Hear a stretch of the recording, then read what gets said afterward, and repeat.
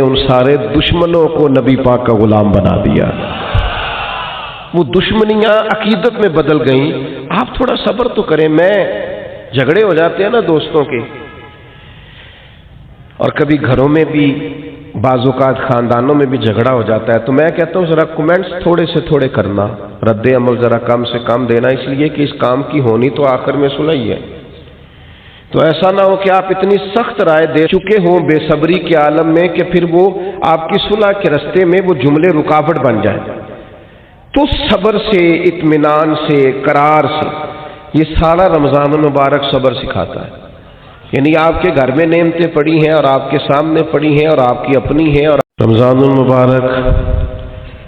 महीनों में से वो अजीम महीना है जिसका नाम अल्लाह ने कुरान में बयान फरमाया। इरशाद फरमाया, शाहरु रमज़ान अल्लज़ी उन्ज़िला फ़ीहिल कुरान। रमज़ान का वो महीना है जिसमें हमने कुरान मजीद को नाज़िल फरमाया। रमज़ान मुबारक की बेपनाह अज़मतें, इसकी शानें, इस माह नूर व सुरूर की अजीम सादत अफरोज़ घड़ियाँ, ये जब भी आती हैं मुसलमान के हक़ में अल्लाह की रहमत को लाती हैं। रमज़ान जब भी आता है अहले इस्लाम के ऊपर खुदा के फजल और उसकी रहमत का साया हो जाता है। अहले ईमान इस माह मुबारक में अपने दिल में ख़ास नरमी, नेकी का ख़ास जज्बा, उख़ुव्वत, भाईचारा और गमखारी के ख़ास जज्बात अपने दिल और रूह में महसूस करते हैं। अजीज़ दोस्तों, कुछ चीज़ें बड़ी गैर मामूली होती हैं, उनकी बहुत ज़्यादा शान होती है। कई बार भी उन बातों को सुने और हज़ार बात भी उन बातों को पढ़ें, बीसियों लोगों के मुख्तलिफ अंदाज़े गुफ्तगू से भी उन बातों को सुने, तो फिर भी वो शाने ऐसे लगता है कि नामुकम्मल ही रह गए। रमज़ानुल मुबारक इतनी अज़मत वाला माह मुबारक है कि इसका तज़किरा अल्लाह के कुरान ने भी किया है और हुज़ूर अलैहिस्सलाम ने भी जा बजा जिक्र फरमाया। अच्छा, इसके कुछ नाम मैं आपकी खिदमत में पहले अर्ज करता हूँ। एक तो इसका नाम कुरान ने बयान किया, शाहरु रमज़ान, रमज़ान का महीना। फिर इस माह मुबारक को कुछ नामों से नबी पाक सल्लल्लाहु अलैहि वसल्लम ने याद फरमाया। ये मिशकात शरीफ में हदीस मौजूद है। हुजूर अलैहिस्सलाम ने इस माह मुबारक का नाम लिया तो एक लफ्ज़, एक जुमला हुजूर ने ये फरमाया कि शाहरुन अजीम। ये हुजूर ने बयान फरमाया, फरमाया अज़मत वाला महीना, अजीम महीना। यानी किसी को कोई शख्स कहता है ये अजीम आलिम दीन है, ये अजीम हाफिज़ कुरान है, ये अजीम समाजी शख्सियत है, ये अजीम लीडर है, और जिसको हुजूर अजीम फरमाए, जिसको नबी करीम अलैहिस्सलाम कहें, सरकार फरमाए, मेरे नबी रहमत अलैहिस्सलाम फरमाएं कि माह मुबारक जो रमज़ान है शाहरुन अजीम, ये बड़ा अजीम महीना है। अब खो जाए इंसान इसकी अजमतों में और चला जाए आलमे हैरत में और ढूंढने लगे कि इसकी अजमतें क्या क्या हैं, इसकी शानें क्या क्या हैं, आखिर वो कितना को अजीम है जिसे मदीने वाले ने अजीम कहा है, उसके अंदर कितनी को अजमत पाई जाती है, कितनी को बुलंदी शान है, कितनी को रिफत है, जिसे नबी पाक अलैहिस्सलाम ने अजीम फरमाया। तो एक तो हुजूर ने फरमाया शाहरुन अजीम, और दूसरा हुजूर ने इसका नाम लिया, फरमाया शाहरुन मुबारकुन, फरमाया ये बड़ा मुबारक महीना है। ये लफ्ज़ मुबारक हमारे यहाँ उर्फ में भी इस्तेमाल होता है। ये जब कोई शख्स बोलता है ना मुबारक, तो उससे खुशखबरियाँ जहन में आती हैं, उससे कामयाबियाँ जहन में आती हैं। जब कहा जाता है आपको मुबारक हो, मुबारकबाद हो, तो इससे इंसान की हाशिया ख्याल में महसूस होता है कि कोई अजीम इनाम मिला है, کوئی عظیم رحمت عطا ہوئی ہے، کوئی منفرد سا حسین سا خوبصورت سا تحفہ ملا، کسی بہت بڑی کامیابی سے اللہ تعالیٰ نے ہمکنار فرمایا ہے، تو پھر کہتے ہیں مبارک ہو۔ تو نبی پاک نے رمضان المبارک کو فرمایا شہر مبارک، یہ مبارک مہینہ ہے، برکت والا مہینہ، یعنی اس کا ہر لمحہ ہی مبارک ہے۔ روزہ رکھیں تو پھر بھی مبارک ہے، افطار کریں تو پھر بھی مبارک ہے، رمضان المبارک کے اندر کسی کو روزہ افطار کرائیں تو پھر بھی مبارک ہے، اس ماہ نور و سرور کے اندر قرآن مجید تراویح میں سنائیں تو پھر بھی مبارک ہے،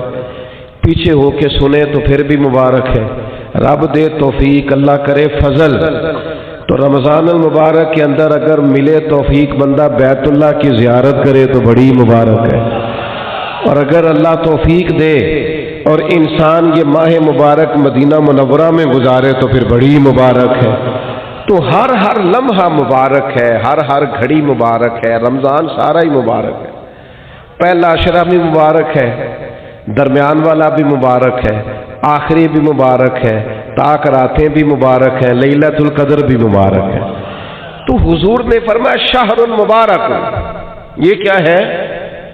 مبارک مہینہ ہے۔ کون سا مہینہ ہے؟ یہ جتنے لوگ مایوس ہیں نا کسی بھی وجہ سے، خدا نخواستہ پریشان ہے کسی بھی وجہ سے، محسوس کرتے اب پیچھے رہ گئے کسی بھی وجہ سے،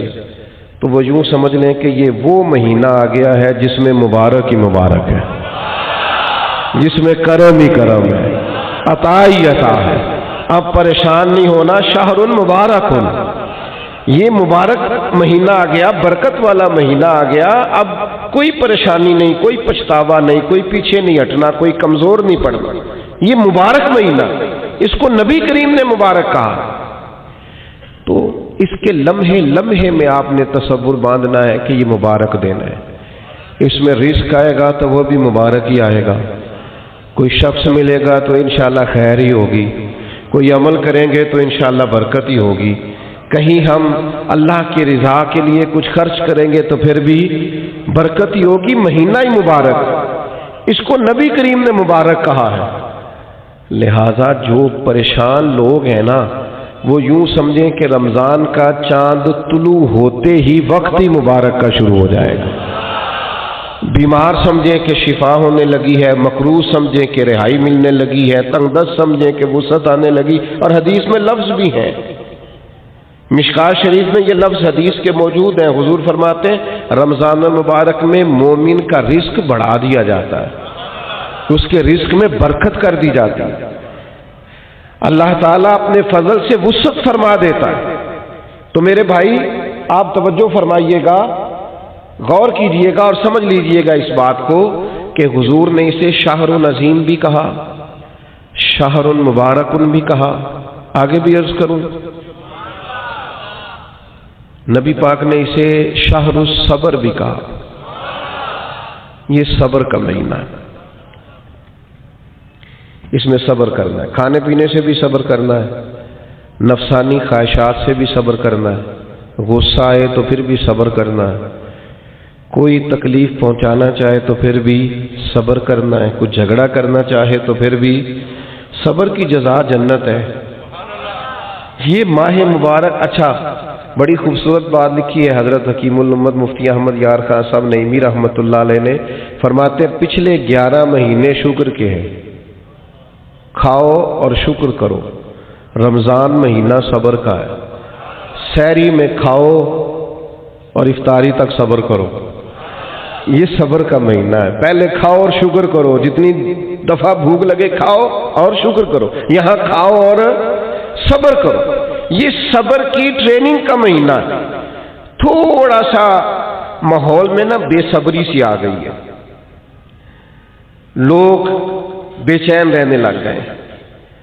جلدی متاثر ہوتے ہیں اور پھر جلدی محبت کرتے ہیں، اور پھر اللہ نہ کرے جلدی ناراض بھی ہوتے ہیں اور جلدی نفرت بھی کرتے ہیں، لوگ بڑی جلدی کسی بات کے بارے میں فیصلہ کرتے ہیں، بڑی جلدی رائے دیتے ہیں، لوگ بڑی جلدی موافق ہوتے ہیں تو بڑی جلدی مخالف ہوتے ہیں، لوگ بڑی جلدی بدگمان ہوتے، صبر نہیں رہا، حوصلہ نہیں رہا، حالانکہ قرآن مجید میں 100 سے زیادہ مرتبہ کم و بیش صبر کا بیان ہے، صبر کا بیان، اور 500 کے قریب احادیث و آثار ہیں جن میں صبر کا ذکر ہے۔ مولا علی شیر خدا رضی اللہ تعالیٰ عنہ بیان کرتے ہیں، ان ساری احادیث کو اور آیات کو سامنے رکھ کے فرماتے ہیں میں یہ سمجھا ہوں کہ جس طرح جو جسم میں سر کا مقام ہے نا، وہی دین میں صبر کا مقام ہے۔ تو صبر کرنا، انتظار کرنا، اللہ کی رضا کے لیے رکنا، کوئی کام کر کے پھر اس کے نتیجے کا انتظار کرنا، یہ قرآن مجید کی تعلیم ہے۔ باقی ساری نیکیوں پہ ثواب ملتا ہے، ان اللہ مع الصابرین، صبر کرنے والوں کو رب رحمان ملتا ہے۔ اللہ فرماتے ہیں میں ہوں صبر کرنے والوں کے ساتھ، ان کو رب رحمان کی معیت نصیب ہوتی۔ تو صبر کا مہینہ ہے رمضان، اس لیے جلد باز تبصرے بھی کم سے کم کیجئے گا، بدگمانی بھی کم سے کم کیجئے گا، تھوڑا صبر کر کے دیکھیں تو صحیح، ذرا ٹھہریں تو صحیح، نتیجہ آنے تو دیں، رزلٹ نکلے گا۔ لیکن حوصلہ، اطمینان اور یہ جو خاموشی ہوتی ہے یہ بڑا طوفان ہوتی ہے۔ یہ چپ کر جانا، صبر کرنا، برداشت کرنا، حوصلہ پیدا کرنا، یہی انسان کے بڑا ہونے کی علامت ہوتی ہے۔ لیکن اگر کوئی شخص چھلکے چھوٹی چھوٹی بات پہ، ذرا ذرا سی بات پہ تڑپے اور چھوٹی چھوٹی باتوں پہ اس کے ہاتھ پیر پھولنے لگ جائیں اور سانس اکھڑنے لگ جائے اور زبان خشک ہونے لگ جائے اور ہونٹوں پہ سکری آنے لگ جائے، تو اس کا مطلب یہ ہے کہ یہ شخص معاشرے میں، سوسائٹی میں کبھی بھی کوئی بڑا کام نہیں کر سکے گا۔ تھوڑا سا حوصلہ، تھوڑا صبر، تھوڑا اطمینان۔ کسی سیرت نگار نے بڑی خوبصورت بات لکھی ہے، کہتے مکے والے لوگ دشمن بن کے حضور کے مقابلے میں نکلے، پر محبوب نے اتنا صبر کیا، اتنا صبر کیا کہ حضور کے صبر نے ان سارے دشمنوں کو نبی پاک کا غلام بنا دیا۔ وہ دشمنیاں عقیدت میں بدل گئیں۔ آپ تھوڑا صبر تو کریں، میں جھگڑے ہو جاتے ہیں نا دوستوں کے، اور کبھی گھروں میں بھی، بعض اوقات خاندانوں میں بھی جھگڑا ہو جاتا ہے، تو میں کہتا ہوں ذرا کمنٹس تھوڑے سے تھوڑے کرنا، رد عمل ذرا کم سے کم دینا، اس لیے کہ اس کام کی ہونی تو آخر میں صلح ہی ہے۔ تو ایسا نہ ہو کہ آپ اتنی سخت رائے دے چکے ہوں بے صبری کے عالم میں کہ پھر وہ آپ کی صلح کے رستے میں وہ جملے رکاوٹ بن جائیں۔ تو صبر سے، اطمینان سے، قرار سے، یہ سارا رمضان المبارک صبر سکھاتا ہے۔ یعنی آپ کے گھر میں نعمتیں پڑی ہیں اور آپ کے سامنے پڑی ہیں اور آپ کی اپنی ہیں اور آپ کی جائز کمائی کی ہیں، اور بھوک بھی پوری لگی ہوئی ہے، کھانا نہیں، صبر کرنا ہے۔ رب کا جب تک حکم نہیں نہ آتا، افطار کا ٹائم نہیں ہوتا، اتنی دیر تک کھانا، یہ صبر ہے۔ تو یہ صبر ہی پھر انسان کو محرمات پر صبر سکھائے گا۔ یہی صبر پھر سکھائے گا کہ جس طرح تیرے پاس سہولت موجود ہے، تو کھا سکتا ہے، تیرے کنٹرول میں، پر تو نہیں کھاتا، اسی طریقے سے کچھ چیزیں تیرے کنٹرول میں ہیں، تو لے سکتا ہے، پر چونکہ تیرے لیے جائز نہیں، لہذا تو نے صبر کرنا ہے اور وہی لینا ہے جو تیرے رب نے تیرے لیے جائز رکھا ہے۔ حرام کی طرف ہاتھ کو بڑھانا نہیں، نظر کو للچانا نہیں، کبھی بھی لقمہ حرام کی طرف نہیں بڑھنا، اس لیے کہ اللہ تعالیٰ نے یہ تیرے لیے مقام صبر رکھا ہے، اور اس مقام صبر کو کبھی بھولنا، تو نبی پاک نے اسے شہر العظیم بھی کہا، اسے شہر المبارک بھی کہا، شہر الصبر بھی کہا۔ پھر نبی پاک صلی اللہ علیہ وسلم نے فرمایا وشہر المواسات، فرمایا یہ مواسات کا مہینہ ہے، یہ غم خاری کا مہینہ ہے، دوسروں کا خیال کرنے کا مہینہ ہے، دکھ بانٹنے کا مہینہ ہے۔ ہم نے نا اپنے دیہاتوں میں ایک بات دیکھی کہ جو بچیاں بیاہ کے چلی جاتی تھی نا، رمضان کا مہینہ آتا تھا تو ماں باپ کہتے تھے کہ اسے کہو کہ رمضان یہی نہیں آ جاتی، روزے یہیں رکھ لے۔ اچھا یہ نہیں بھی نہ ہوتا تھا تو آخری 4-5 دن یا آخری عشرہ کہتے تھے کہ بیٹی کو بھی اور نواسے نواسیوں کو بھی بلا نہ لے، ذرا عید یہیں پہ کر لیں۔ تھوڑا سا یہاں آ جائیں اور تھوڑا سا ہم خدمت کریں، تھوڑا کھلائیں پلائیں۔ ہم نے یہ دیکھا کہ لوگ نا رمضان المبارک کا خاص اہتمام کرتے، یعنی افطار کا شوق ہوتا کہ میں کسی کو افطار، اب تو خیر افطاریاں سیاسی ہو گئیں، اب تو گاہک پکے کرنے کے لیے افطاری ہوتی ہے، پارٹیوں کی افطاری ہوتی ہے، اب تو سیاسی افطاری ہوتی ہے، اب تو ووٹ شوٹ پکے کرنے کے لیے افطاری ہوتی ہے، اور اس میں تصویریں ہوتی ہیں اور اس کے اندر جناب وی آئی پیز کا ماحول، کریں کوئی حرج نہیں، یہ جائز ہے، کوئی منع نہیں، امیر سے امیر آدمی کی افطاری کرائیں، اچھے مقاصد کے لیے کرائیں تو بالکل جائز ہے، کوئی منع نہیں، لیکن اس سارے میں غریبوں کو نہ بھول جائیں، جو اصل حقدار ہیں ان کا حق نہیں بھولیں۔ غرباء کے ساتھ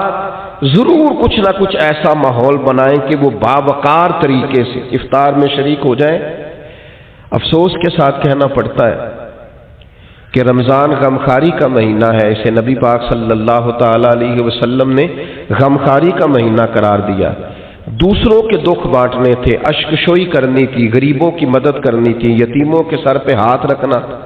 بیواؤں کے لیے کوشش کرنی تھی، مسافروں کے لیے کوشش کرنی تھی، مقروضوں کے لیے کوشش کرنی تھی، لیکن ہم کیا کرتے ہیں؟ ہم رمضان میں اپنے خرچے بڑے بڑھا لیتے ہیں۔ عید ایک جوڑے سے بھی گزر جاتی ہے، لیکن ساری عید جو ہے وہ کپڑے پسند کرنے میں سارا رمضان گزر جاتا ہے، سلوانے میں گزر جاتا ہے، نئے سے نئے ڈیزائن دیکھنے میں گزر جاتا ہے۔ عبادت کے دن ہیں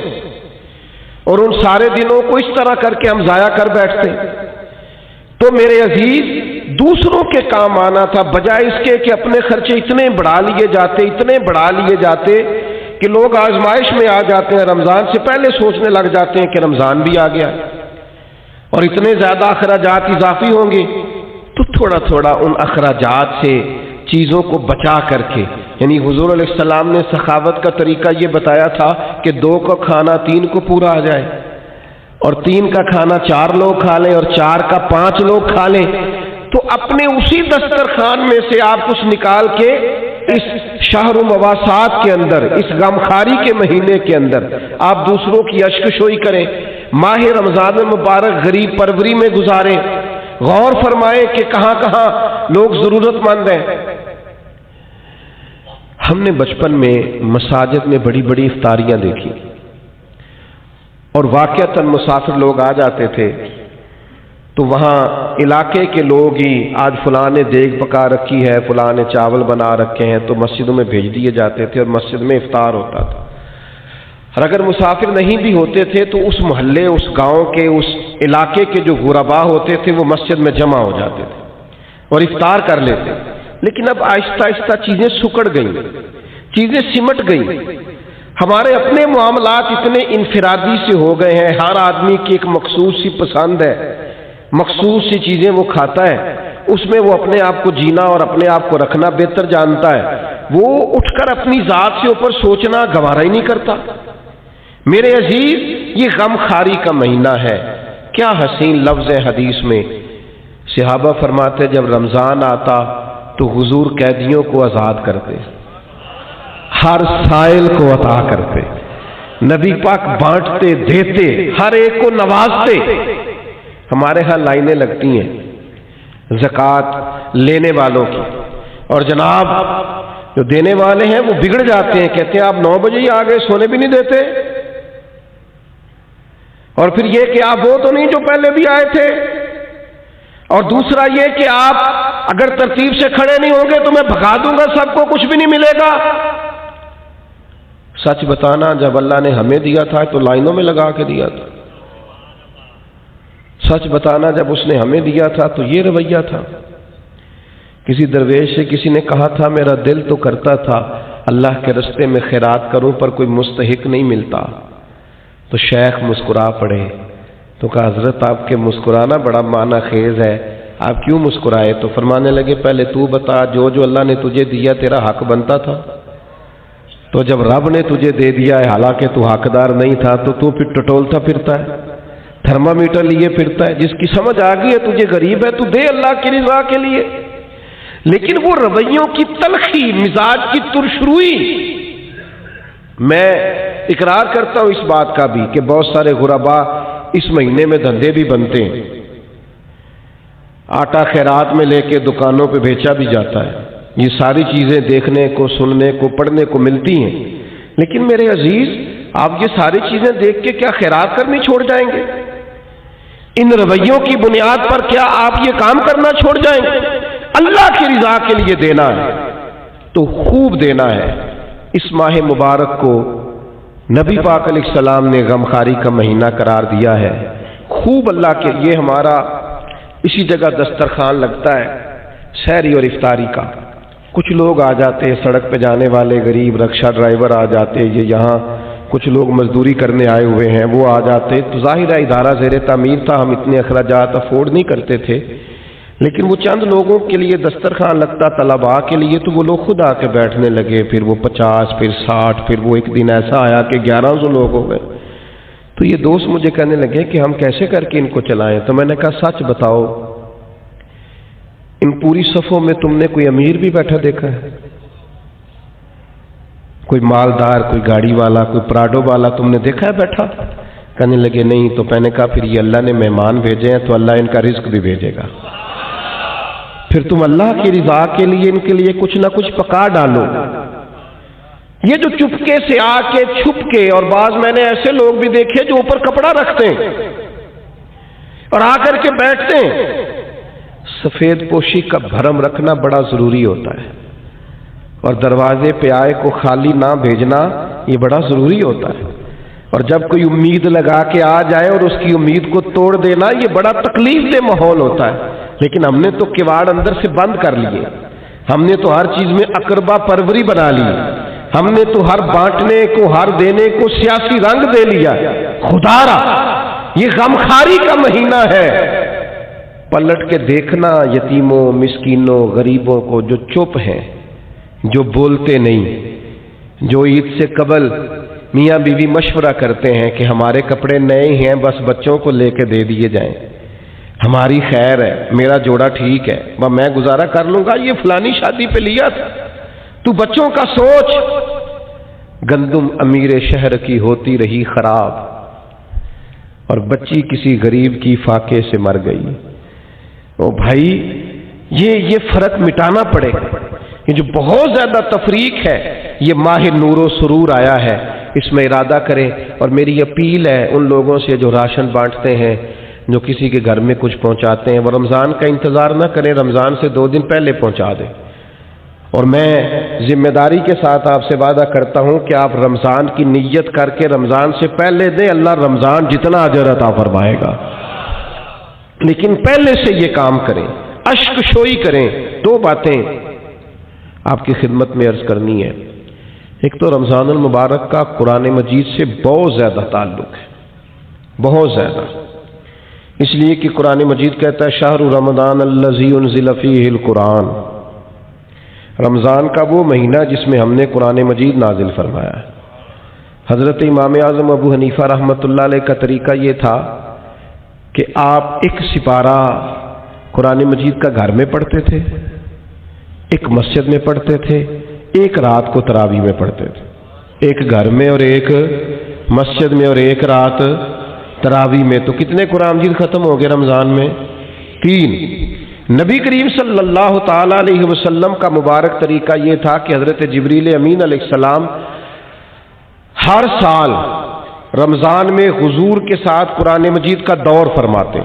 جیسے ہمارے حفاظ نہیں دور کرتے، ایک حافظ پارہ سناتا ہے پھر دوسرا اس کو سناتا ہے، پہلے ایک سنتا ہے پھر دوسرا اس کو سناتا ہے، تو نبی کریم علیہ السلام حضرت جبریل امین کو سناتے، حضرت جبریل حضور کو سناتے۔ اور جس سال حضور کا وصال ہوا اس سال 2 مرتبہ نبی کریم نے دور فرمایا قرآن مجید کا۔ میں نے ایک دفعہ سفر پہ تھا، کہیں میں گیا ہوا تھا کسی پروگرام کے لیے رمضان میں، تو ایک صاحب کے ساتھ میں کھڑا ہو گیا نماز پڑھنے کے لیے تراویح، تو بڑا ہی رونے لگے وہ تراویح میں، بہت روتے جا رہے ہیں، تو ہچکیاں ان کو تو میری سمجھ میں نہیں آ رہا تھا، اس لیے کہ جو آیات، جو پارہ اس دن چل رہا تھا وہ آیتیں بھی ساری رحمت والی تھی، کرم والی تھی۔ ایک ہوتا ہے کچھ ایسی آیات ہیں جن کو سن کے رونا آ گیا، لیکن میں نے کہا بھی ہو سکتا ہے رحمت پر بھی لوگ رو پڑتے ہیں، تو وہ کچھ زیادہ ہی معاملہ ایسا ہو گیا کہ ہچکیاں بندنے لگیں، اور ساتھ والے لوگ تھوڑے سے محسوس کرنے لگے، قربان جائیں، وہ سلام پھیرا تو میں نے ان سے کہا خیر ہے؟ تو دیسی آدمی دیہاتی بندہ مجھے کہنے لگا حضرت جی یہ جو تراویح پڑھا رہا ہے نا یہ میرا بیٹا ہے۔ تو میں کہا میرا بیٹا حافظ ہو گیا اور مصلی سنا رہا ہے اور قرآن مجید پڑھ رہا ہے؟ تو آج پہلی دفعہ یہ قرآن مجید سنا رہا ہے تو مجھے ایسے لگتا ہے جیسے میری شان بڑی ہو گئی،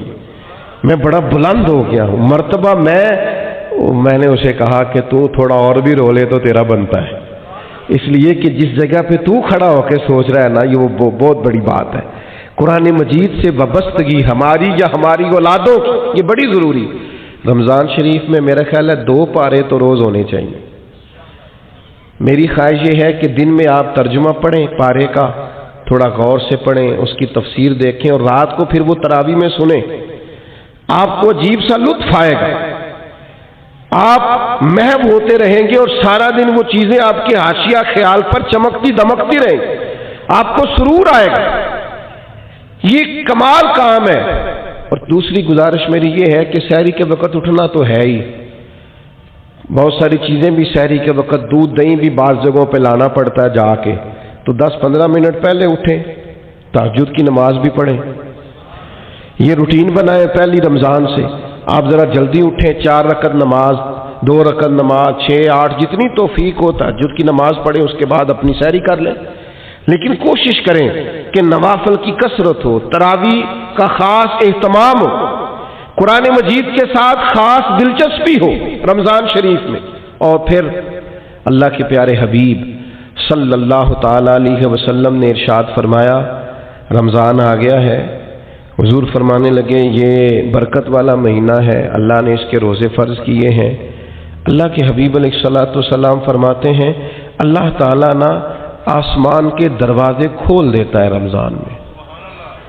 اللہ تعالیٰ آسمان کے دروازے رمضان المبارک میں کھول دیتا ہے، دوزخ کے دروازے بند کر دیتا ہے۔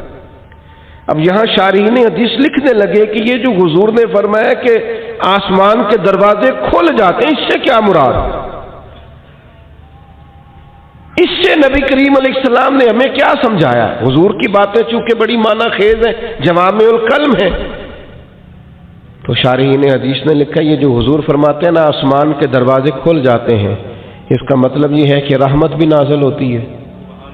برکت بھی نازل ہوتی ہے، بخشش بھی نازل ہوتی ہے، رزق بھی دیا جاتا ہے، رحمت بھی برسائی جاتی ہے۔ جو خدا کی رحمت کا امیدوار ہوگا اس کے لیے دروازے کھلے ہوں گے، اللہ رحمت فرمائے گا۔ جو اس کی بارگاہ سے بخشش کا سوالی ہوگا اس کے لیے بھی رمضان میں آسمان کے دروازے کھلے ہوں گے اور اس کو بخشش عطا کی جائے گی۔ اور جو سمجھتا ہے کہ میں پریشان ہوں رزق کے مسئلے میں، اس کے لیے بھی دروازے کھلے ہوئے ہیں، وہ اللہ کے سامنے جھولی پھیلائے رمضان میں، اسے رزق بھی دیا جائے گا۔ جو اولاد کا طلبگار ہے اسے اولاد دی جائے گی، جو رب کی بارگاہ سے اس کے قرب کا طلبگار ہے اسے قرب خداوندی دیا جائے گا، جو اس کے محبوب کی نگاہ کا طلبگار ہے اسے دروازہ جو کھل گیا ہے۔ اب جو تم اللہ سے اس کا فضل مانگو گے اللہ رمضان المبارک میں اپنی رحمت سے عطا فرمائے گا، لیکن شرط یہ ہے کہ یہ نہ ہو کہ جب مانگنے کا ٹائم ہو تو ہم سو رہے ہوں۔ کچھ لوگ بڑی عجیب و غریب سی ریت پیدا کر لیتے ہیں، وہ بس روزہ ہی رکھتے ہیں، باقی سارے امور اللہ ماشاءاللہ غفلت میں گزر جاتے ہیں۔ اپنے آپ کو محتاط رکھ کے یہ کرم کی برکھا جب برسے تو پوری توانائی کے ساتھ اپنے آپ کو ذہنی طور پر عبادت کے لیے تیار کریں۔ میں دوستوں کو منع کیا کرتا ہوں، میں کہا کرتا ہوں مہربانی کیجئے گا رمضان المبارک کے اندر تبصرے نہ کیجئے گا، اس لیے کہ اگر تبصروں سے کوئی ملک ٹھیک ہوتا تو سب سے پہلے پاکستان میں ٹھیک ہونا تھا۔ سب سے زیادہ تبصرے ہمارے ملک میں ہوتے ہیں، سب سے زیادہ بریکنگ نیوز ہمارے ملک میں چلتی، سب سے زیادہ اچھا تبصرہ کرنے والے یہاں لوگ پائے جاتے ہیں۔ تو ہم نے سارا سال خبریں دیکھ لیں، تبصرے کر لیے، فلاں نے فلاں کو گرا دیا، فلاں نے فلاں کو اٹھا دیا، اب یہ سارا ہمیں پتہ ہے۔ تو مہربانی کریں رمضان شریف میں نا خبروں سے بھی بچیں، ادھر ادھر کی بری ویڈیوز سے بچیں، موبائل کے غلط استعمال سے بچیں۔ آپ فوکس کریں کہ آپ نے عبادت کرنا، توجہ کریں کہ اپنا سارا وقت اللہ کی رضا کے لیے لگانا ہے، ایک لمحہ بھی بیکار نہ کریں۔ حضور نے اتنی عظمت رمضان کی بیان کی، اتنی عظمتیں بیان کی، اور آخر میں ایک ایسا جملہ کہا کہ اگر اسے کھولا جائے نا تو ہر چیز ہی ایک دوسرا رخ اختیار کر جاتی ہے۔ اللہ کے محبوب علیہ السلام رمضان کی ساری شانیں بیان کرنے کے بعد فرمانے لگے اگر تمہیں پتہ چل جائے نا کہ رمضان کی شان کیا ہے، یعنی اتنی شانیں بیان کرنے کے بعد بھی فرمایا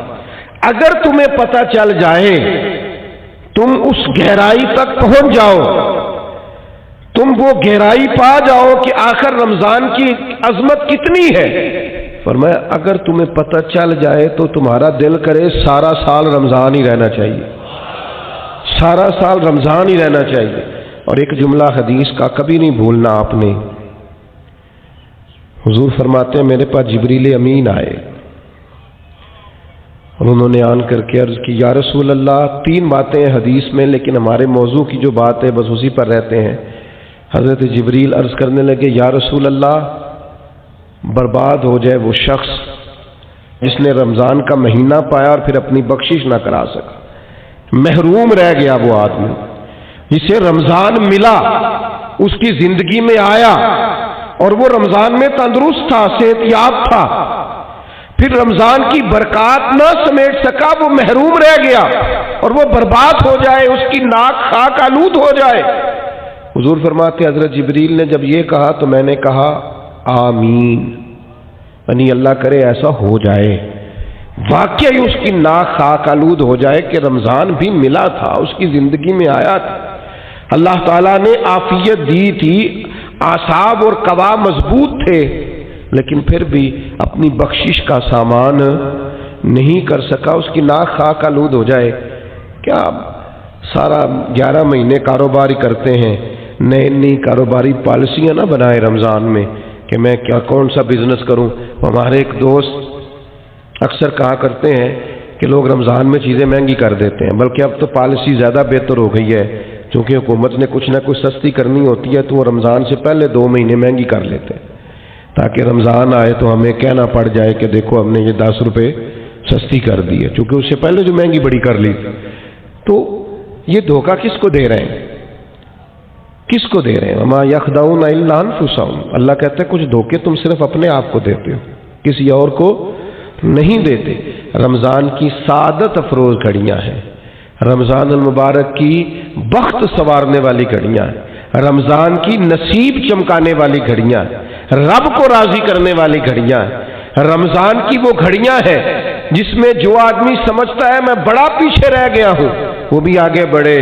اللہ کی رحمت پا لے اور وہ بھی دوڑ کر کے زندگی کے سفر میں آگے نکل جائے، اللہ کی رحمت اسے ملے گی۔ لیکن خبردار، ایک لمحہ بھی ضائع نہ کرنا، بیکار نہ کرنا، فضول ابحاث، فضول بحثیں، فضول کا موبائل، فضول کی گفتگو، فضول کا لیت و لالا، اپنے آپ کو بچائیں اور ذہنی طور پر اپنے آپ کو تیار کریں کہ انشاءاللہ روزے بھی پورے رکھنے ہیں، تراویح بھی وقت پہ پڑھنی ہے، تہجد کی نماز بھی رات کو پڑھنی ہے اللہ کے فضل سے، غریب کی مدد بھی کرنی ہے، جس حد تک ہو سکا میں نے دوسروں کے لیے خیر بھی جمع کرنی ہے، جد و جہد کا مزاج بھی پیدا کرنا ہے۔ یہ ضرور اپنی طبیعت کے اندر چیزوں کو پیدا کریں۔